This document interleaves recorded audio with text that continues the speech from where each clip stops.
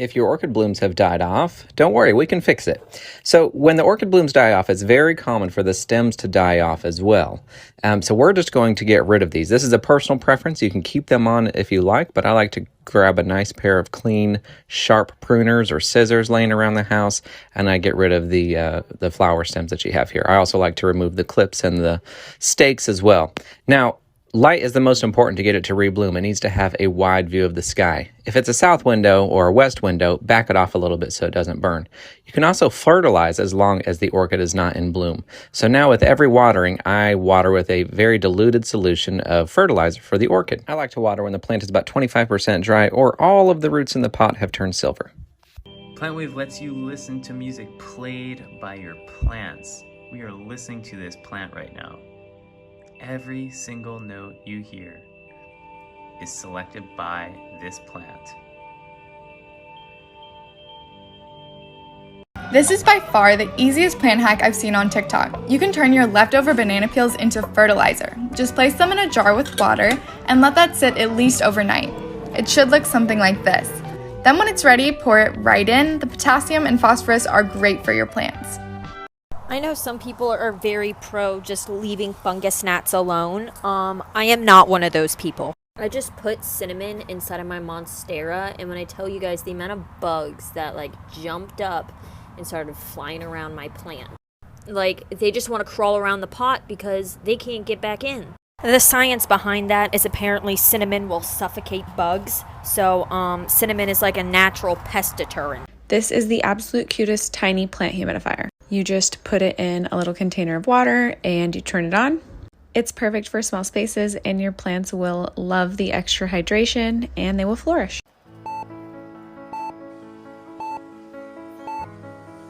My favourite plant was starting to show signs of death and I didn't know whether it was going to make it, so I hooked it up to plant life support.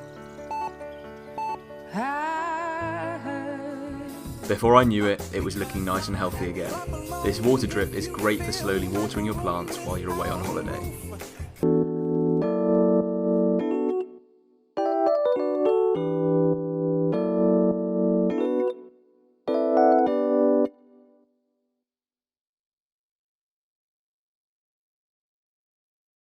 Have any of y'all heard of using a tampon to soak up excess water in your plants? Well, if you didn't, now you're hearing about it and I can tell you it works. That is a tampon that is sitting inside of my alocasia because I overwatered her last night. I'm going to stress to please make sure it is not a used one, please. But if you overwater and you need to soak up that water, that is kind of the purpose of a tampon.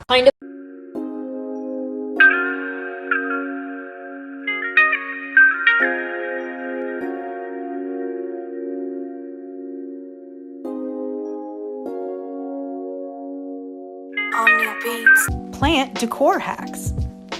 Stop buying expensive plant stands when you can buy these stools at IKEA for $6. You're welcome.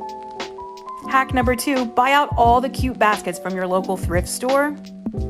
Connect chains, twine, whatever you can find to make a cute hanging basket out of it. Hack number 3, go to your local hardware store and buy copper piping. It's a really cheap way to hang a lot of plants in one spot. Hack number 3, want to create one of these floating plants? I promise you, it's not magic. Get one of these outdoor hanging hoop things from Lowe's. They fit a 6-inch saucer like a glove. Follow Jungleinthenati for more crazy plant lady stuff.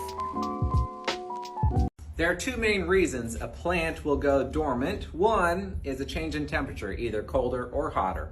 2 is the hours of daylight available to them. So particularly in the wintertime when our days get shorter, that's going to trigger a dormancy. So if you live in an area where you have shorter days, your plant will recognize that and go dormant.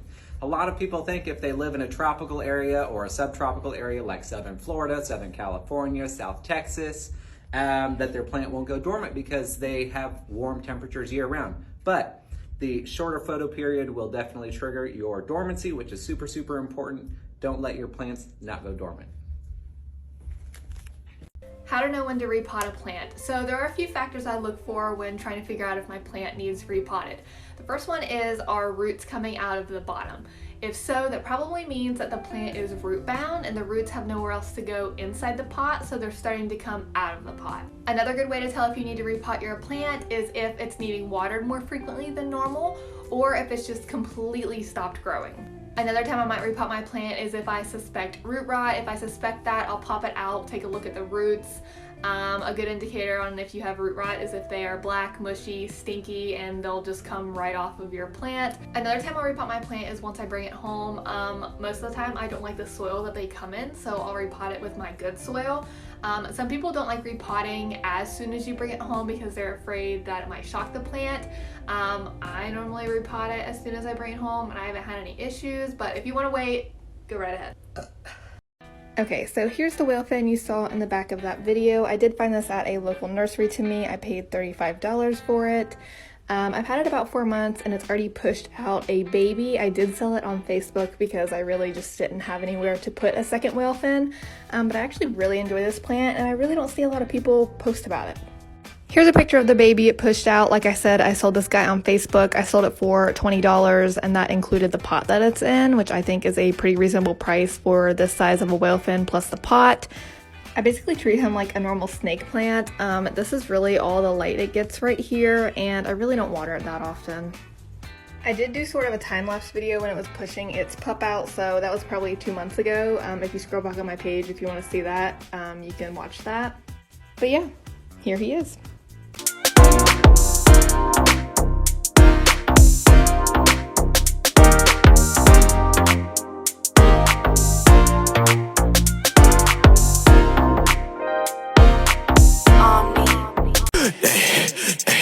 Okay. See, throw it back. Start a riot. See, throw it back. Start a riot. See, throw it back. Start a riot.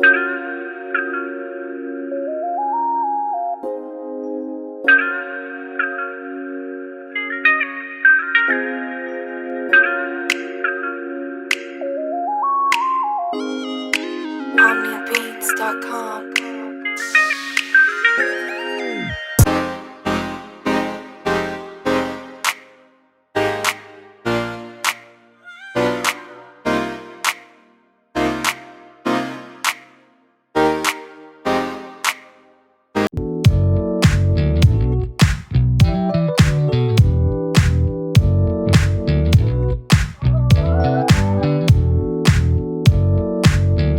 Pretend you can only keep 3 plants in your collection.